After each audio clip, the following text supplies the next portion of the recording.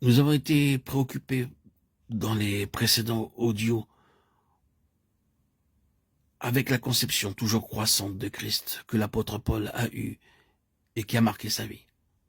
Nous avons vu d'abord comment Paul, en tant que juif, avait lui-même partagé la conception très terrestre et très étroite du Messie, si commune à sa race, avec toute la pensée d'un royaume, de privilèges et d'une position temporelle.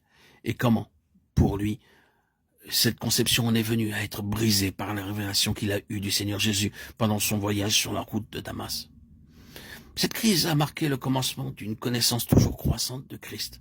Là, Paul avait appris non seulement que Jésus de Nazareth était lui-même le Messie dès longtemps attendu, mais qu'il était également le Fils de Dieu qui, avant les temps éternels, avait été dans le sein du Père. Dès lors, le Christ n'était plus pour lui juste une figure du temps. Et nous avons noté comment, par davantage de révélations, ce fait est venu à être lié à ce que Paul appelle fréquemment le dessein de Dieu, les conseils divins, suivant le plan de celui qui opère toutes choses, d'après le conseil de sa volonté. Éphésiens 1:11. Cela est lié à avant les temps éternels, et dans ce dessein, dans ces conseils divins de l'éternité passée. Un très grand nombre de choses auxquelles Paul se réfère s'y trouvent. Nous avons vu que ces conseils divins, ce dessein éternel concerne l'univers et l'homme en particulier, et que l'univers et l'homme sont réunis dans son Fils. Selon le bienveillant dessein qu'il avait formé en lui-même pour le mettre à exécution, lorsque les temps seraient accomplis, de réunir toutes choses en Christ, celles qui sont dans les cieux et celles qui sont sur la terre, Éphésiens 1, 9, 10. Cela nous a amené à considérer un point qui exige peut-être d'être présenté à nouveau, ou du moins une réitération à laquelle nous procédons.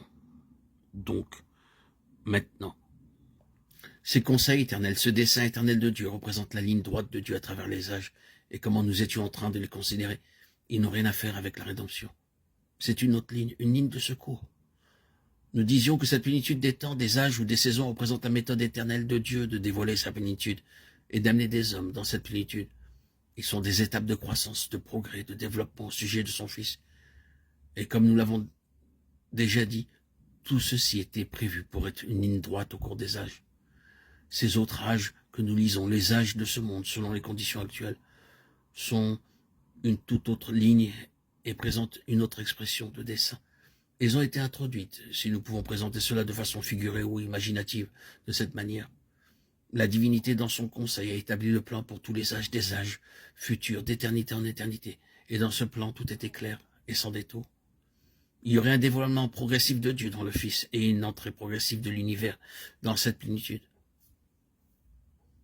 Alors Dieu atteignit un point où il dut dire, en raison de sa présence, nous parlons ici bien sûr de façon imaginative, mais nous savons ce qui se produira, nous savons qu'à un certain point, l'homme que nous créons faillira, échouera. Cela mènera à une longue période de désordre, d'interruption, de chaos, et nous devons pouvoir pourvoir à cela.